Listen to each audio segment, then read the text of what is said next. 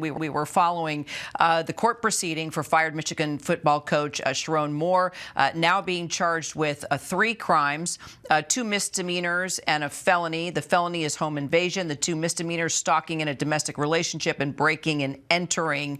And it looks like he's going to be out on $25,000 bail. He'll have a GPS tether.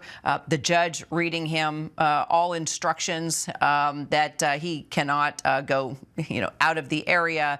No booze, no alcohol. He's got to keep up with mental health treatment. He cannot contact the victim in any way, shape, or form. So just from you were listening and gathering all the details as well, Brian, are you surprised that, considering what happened here, that that the judge is letting him out on bond? Not surprised at all. I understand a lot of the cases that we follow are high-profile murder or sexual assault types of cases. And while this does have very serious allegations, we are talking about home invasion in the 3rd degree. This would be the lowest level of home invasion the state of Michigan has. This is a person of means, and the way that Michigan operates when it comes to the bail system is highly dependent on cash. Some would argue that causes an imbalance in the system for those who do not have. But this is a former Michigan coach, and so he does have the means. That's why you're hearing a lot of them talk about, when you do get out, you will have a monitored tether. When you do get out, you have to abstain from certain items like alcohol and substance abuse. And if he does violate those, he can actually be brought back into jail, potentially have a higher amount of bond or bail, or not be released at all. The other thing that I would point out, too, is in Michigan, like many other states, they created this date, this probable cause hearing or date of January 8th, that they need to have this hearing beforehand. But it's very interesting that the defense waived that date and instead pushed it back. What that suggests to me is that he already has the money lined up, that he is going to get released sometime soon, and they can wait a couple more days to prepare and do a probable cause hearing later on in the month of January. Got it. Okay. So, and just to follow up, because, if someone has been a victim of domestic violence, they could be watching this thinking, Judge, why are you letting this guy go on a GPS tether, and why aren't you keeping him locked up? Because we heard the accusations that he broke into the apartment of this staffer he was apparently having an affair with, that he grabbed butter knives out of the drawer, threatened to take his own life. Not quite sure what threats were made towards her, but she called 911. He's accused of stalking in a domestic relationship, also breaking and entering. What's the thought process here? Why aren't they keeping him behind bars?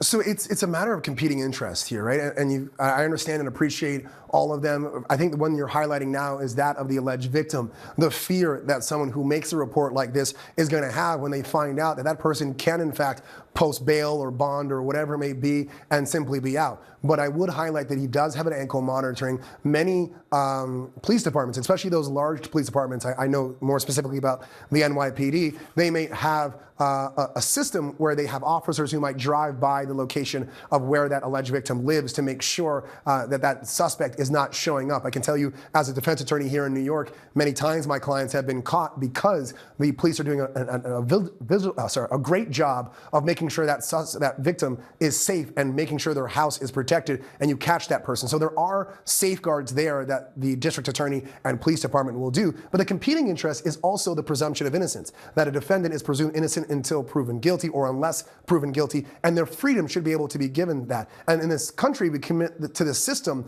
where, we are going to have this kind of carrot and stick. The stick being that you will get punished more severely if you violate these conditions that we heard from the judge, and the carrot being that we will give you liberty at some of these lower level crimes, so long as you're on the hook, so to speak, with property or money, because we believe that will guarantee their appearance. The judge even highlighted he's not determining guilt or innocence, he's determining flight risk. Later on in the proceedings of this case and potentially a trial, then they'll determine guilt or innocence. Got it. All right. And just, a little bit about Sherrone Moore, 39 years old, 2 seasons as head coach for the University of Michigan, was coming off back-to-back winning seasons with the Wolverines. Also, we should point out that he has been in trouble before. He served a 2-game suspension as part of a self-imposed sanctions for NCAA violations related to Michigan's sign-stealing scandal, which came to light in 2023. And now looks like he is being charged with 1 felony charge, 2 misdemeanors from home home invasion to stalking to breaking and entering. He will be out on $25,000 bail tied to a GPS tether and needs to seek counseling. We'll keep tracking it. Brian Buckmeyer, thank you so much.